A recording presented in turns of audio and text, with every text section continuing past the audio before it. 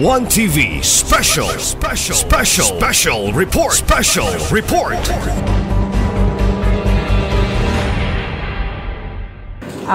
Karatong tanan mayong adlaw, ilabi na sa tanang mulok residente din sa Osamis City. Okay, first day of filing, kumusta man karon ang yani sa M1 water aron sa pag-file silang certificate of candidacy?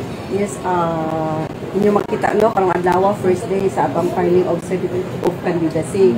Dako ang pasalamat sa COMELEC na makita ninyo nga update na kayo karon ng ato ang mga aplikante. In fact, pila-pila na sila unlike mga previous na mga elections nga dugay kayo mo bisita o mo file sa ilang certificate of candidacy.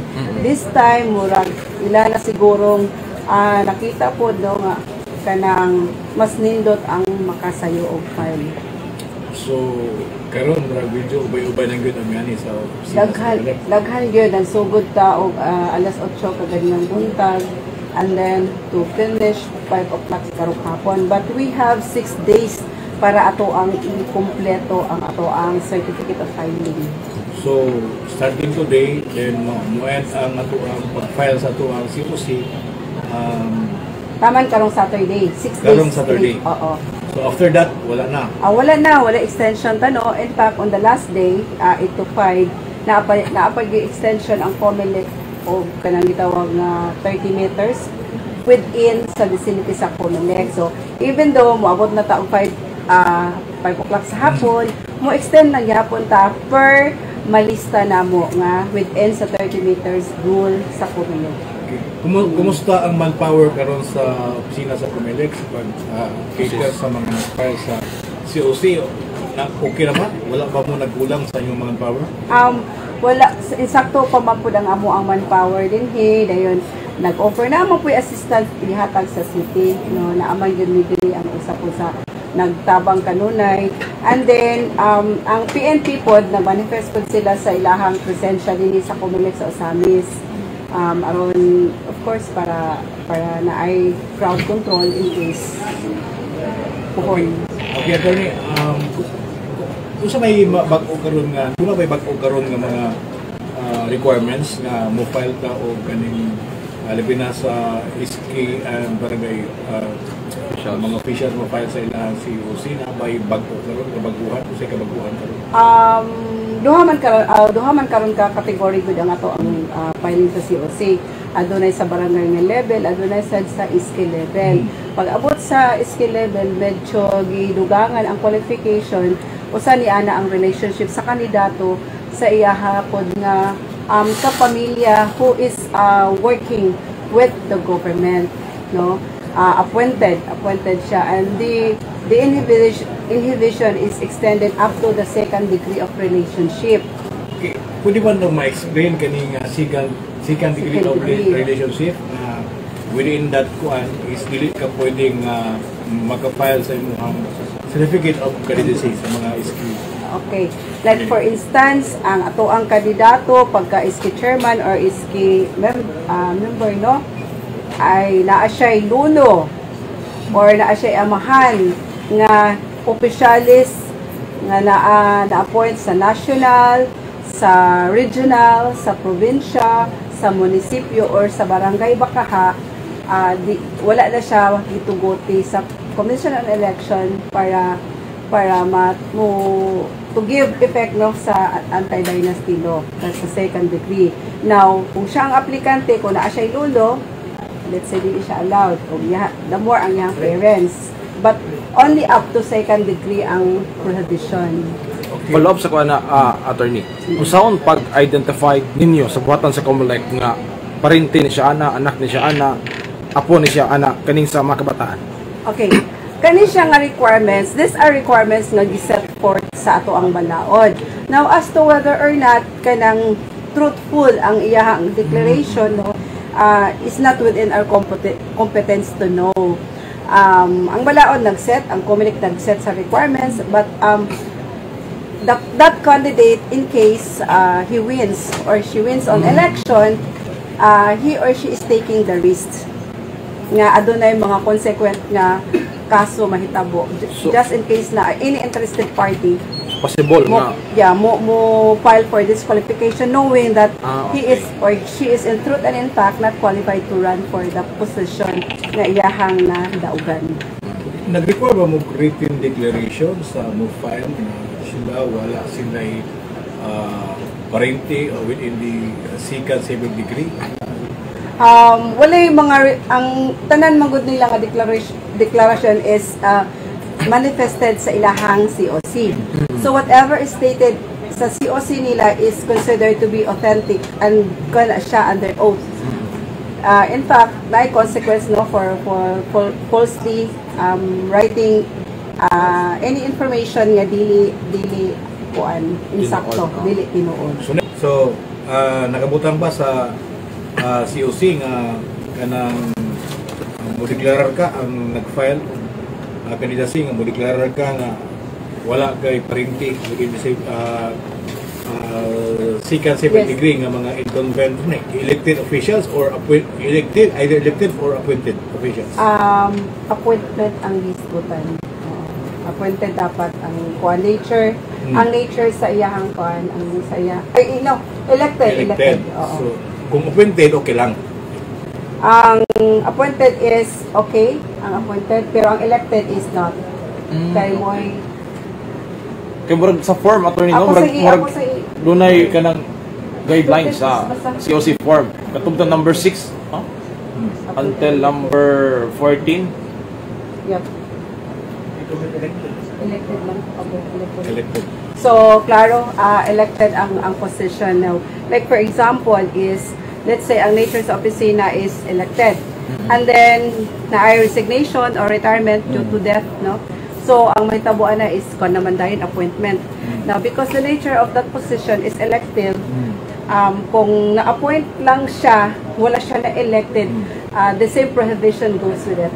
Kaya ang nature mas sa opisina, ang ato ang gitanaw nga by election, and not sa iyang appointment as gi-appoint lang siya kay by mere succession.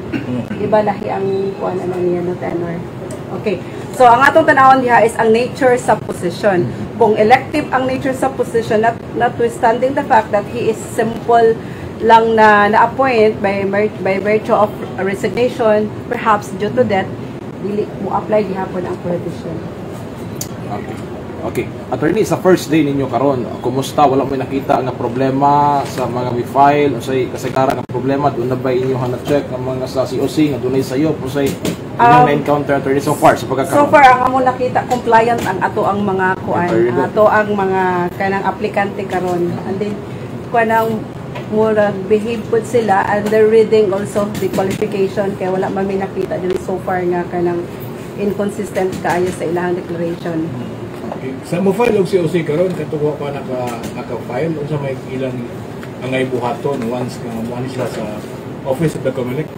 Okay, ang ilang buhaton is of course first is amo mo i-verify no ang contents nila and then complying also sa ilang picture plus documentary stamp nga ilang ibutang mismo sa ilahang form. At today, wala may open kay holiday ang BIR, so hopefully tomorrow pwede na nila ma-comply kay katong nag-apply magud karon nga walay documentary stamp dili na mo gyud i-accept no kay requirement man. So usa may nang buhaton balik pa sila. Ugma na lang puhon, mabalik sa sila kay lahi man pud ang agency nga nag-issue sa documentary stamp box.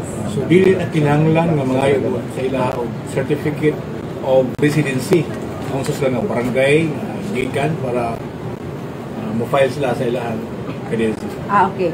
Regarding manggod sa residency requirement o sa ilang voters registration as well as sa ilang edad is naa sa among record. In fact, dili na mi require of presentation sa ilang birth certificate because our record will tell us also for sure nga naka-comply sila sa requirements. So as to other qualification like kanang sa ilahang like sa secondary sa yung nag-iingon, ilahan na siya nga declaration. So, the COMELEC will not authenticate it na will go through further pag yun as to investigating kung tinuod ba yun nga wala siya second degree nga prohibition. Pero as to three requirements like ang the activation, of course, nasa mong record. Sa ihang age pod, o kung overage na siya, in the case of ski, dili na sana mo siya allow because our records will show man nga overage na gid siya. By the way, ang atong overage is 24 and 1 day. Okay. So dapat on October 30, which is the election stated, dapat 24 siya on October 30. Mula this pa sa year. kanlaw. Mula pa siya isang adlaw, DQ na siya. So Hindi attorney, na pwede. ang mo file ang ilang dalon only the COC form region nga Sa ilang pag-file. silang pag-file. Okay. O pwede ang yung COC lang because naman may record as to their voting history and also napon may record sa ilahang edad. So far, sukal ganina, wala mo nakita nga nag-file nga sa ilang taw. Dili na sa angay kay disqualify na siya sa mga ibangayo na requirements sa community. Adunay may nakita nga dili na siya pwede makapile kay overage gid siya as per our records. Now kung overage magud ang gisgutan, the COMELEC has the authority to outrightly deny the application. Ang ilahan na lang remedy ani if in case interesado gid sila mo apply is mo petition na lang sila sa COMELEC para ma-allow sila. And then the COMELEC will decide also. So, good mo sa mo, sukad ganina, doon na mo yung gininay.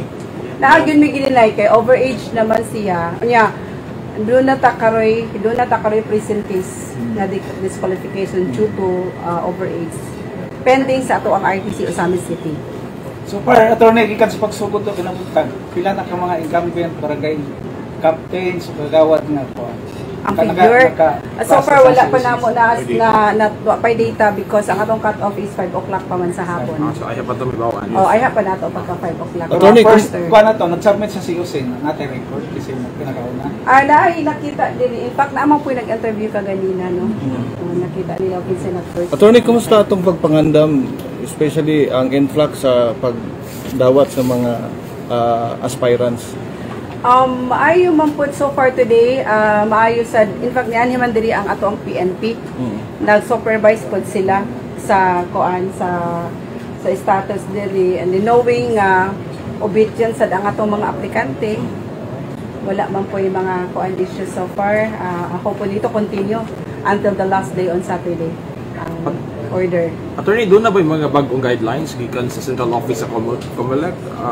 I mean, kanang COMELEC resolution, doon na ba yung bago? Karon sa pagpangandam ninyo sa BSK election 2023, doon na ba yung ipakanaog bagong mga guidelines?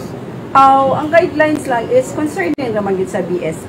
BSK, like for example, after this filing, to follow na dahil ang ato ang selection sa ato ang Board of Election Tellers, no, na who will be also qualified to conduct the election, such as atong basihan is ang ilang ang ilaha pong relationship with regards to candidates. Now this time dili pa na mo certain ang BET nga mo conduct sa election. I'm referring to the Department of Education, knowing that wala pa po na finalize ang ato ang certificate of candidacy applicants. After completion with this activity, diha na nato makita kinsa tong mga interesado nga mga DepEd and then disqualified also to conduct the election, dili na nato sila ma-appeal. But we have all the records kay katong previous election sa national na may records sa mga nag-serve atong election. This time siguro is more of i-verify na lang again as to the relationship sa mga kandidato din sa San City. Kumusta mo pagbisita ganina sa checkpoint, attorney kay nasayra na to ka ganina kadlaw nasulod na ang COMELEC checkpoint ug ganban. Okay. Good thing ang atong PNP no is kanang kuan gud sila very active no and supported kay sila sa conduct yun nga karon nga election. In fact, last 12 o'clock midnight nag-conduct na sila og checkpoint and then as per our directive we are to monitor monitor and to do the inspection man 7 o'clock pa man kaganina. We went there and again to ang atong PNP dito nag-conduct na sad sila og kanang checkpoint and not only dito nga mga PNP today daghang nag-anhi diri like the Army, AFP and PNP again telling us and then from time to time gahatag sila og mga schedule sa ilahang checkpoint in places here in Osamis City. And my instruction of course for them to always coordinate with the COMELEC just in case naa sila yung mga conduct na checkpoint so that if naay mga issues to arise, dali ra nato ma-monitor ang mga inaani nga mga checkpoints. Saan to pag siguro attorney nga sakay sa panahon ba? Saan makibalo sa mga yan ang Rosorano na kanang checkpoint pa na siya, kanang kuha na siya, PNP na siya, may kuha sa pamilya. So, i-allow. Ang COMELEC is giving instructions and even kanang lectures no sa PNP on how to conduct the checkpoints na atay mga gitawag na signage and that all these PNP personnel should be wearing their PNP uniforms, no? And then dapat well lighted ang checkpoints and the search will only be up to parang visual search, no? It does not mean nga you are going to open kay kanang kuan mangud sakyanan is also an extension of our right to privacy, no, sa atong panimalay. So visual ang balik. So visual, unless na ay mga compelling reasons nga og sila pag itawag o kanang mga suspicious looking kay like for example layo pa lang o nya nakita ang sakyanan ni kalit lang og hunong. So nganong mohunong man ka, no? So unless kana you will be subjected na yun hinoon sa kanang checking sa but of course they are doing naman in furtherance naman sa instruction po sa PNP. In fact, I presume nga naapod sila yung mga body cam para to authenticate and making sure also nga they are not kumbaga kanang they're practicing po due process sa ilahang pag-conduct. Attorney, kanang follow up lang ko sa election period kinisgutan na unsay pwede o dili pwede himuon sa usa ka kandidato once maka-file na siya sa certificate of candidacy. Okay, ang atong filing of certificate of candidacy is from August 28 to September 2. After that, automatic pagka September 3, campaigning is prohibited na. And then, ang atong campaign period kay barangay election man kita, magsugod sa October 19 to 28. So, pila ka days? 1 week po, no? Wow, kan lang po yun. Okay. 9 days. 9 days. And then, I am also appealing to all our applicants or candidates, no, for this barangay and SK election. Ang iyong allowed expenses is only 5 pesos per botante. Let's say, kanang i-compute ninyo o pilay botante that particular barangay and you're only allowed by law to spend 5 pesos per botante. Okay? So that questions regarding mga uniforme, mga t-shirt ninyo, well, I'm not saying you're not allowed to do so, but please be vigilant, be mindful, and then you're taking the risk if somebody will file you for overspending. So, dili na pwede ka mag-solicit sa kapitan karon t-shirt uniforms parang dili na sa pwede muhatag kung solicitation amount. Actually, anything goes, but please be reminded of the 5 peso requirement mga for every botante. Donation attorney din mga poster nga paid by friends. Okay ra. Okay, kanang mga paid by friends dapat i-specify ninyo o kinsa na sila because donation is also allowed man, no? Okay. And then as regarding poster pod, we maintain our position that as to public places katong determined by the COMELEC kung asa to mga areas diyan na gyud tay gitawag nga 2x3 nga size. As regarding private property, pwede tibok balay As long as private property. as long as private property, no? So pwede i-lock nila, depende na nila. What we are hoping that tanan maka-access sa public places, no, sa barangay. Mo nang nalang tay 2x3. Pero pag abot na sa private, na ilahan na ng Discretion. gasto o discretion o kung saan nila. Okay? Okay, ito magpalahit o gamay.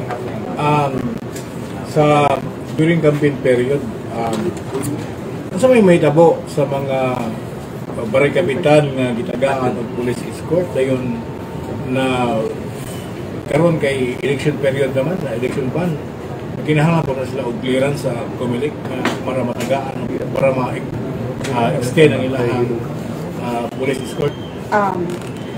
Kanang police escort manggod when kanang election period na kwan gyud sila tanan kanang ma-cancel gina tanan, no? Ang purpose manggod sa COMELEC is dili ko dapat ma-deplete ang atong PNP personnel kay first manggod ang atong motive diha is for protection for the entire na mga botante. But then for exceptional cases gina-allow sa COMELEC but with prior authority from the commission, and this office is not given the authority. to receive applications of that nature. Okay. Man ita mo kuan kung nakoy kapitan ko, nakoy police escort, dayon election period naman karon, dayon gusto ko nga maparayon ang akong escort. Kung ang city election officer dili sila allowed to cater sa application, asa man mo paingon? Regarding sa kanang sa gun ban, no? Of course, tamang din naman gun ban. I-refer na to siya sa committee sa and katong sa about sa gun ban ng committee. Sa COMELEC lang gihapon. But of course, ang kuan man gud niya ana specific is i-email nimo imong application in case gusto ka sa firearms na magpa-exempted. As regarding security details, kuan pod siya, imuha lang yapon siyang kuan ang request nimo either imo sa i-go through sa PES, ipatan-aw lang dito pero ang kuan gid ana ang ending ang approval is again the committee sa security detail committee sa Manila. So central office man. Central office man hapon, oo. Okay, mo nang Basig na kay gusto i-dugang nga wala na mo mapangutana, i-mention, pwede mo mabagit. Wala naman siguro. How about also counterpart sa kuan atong barangay na-inform ba ang mga barangay na sa kay counterpart okay. Oo. Regarding manggod karon nga barangay election, ang COMELEC na ay kanang specific resolution nga naghangyo pod sa matag barangay because this is a barangay kuan pod activity.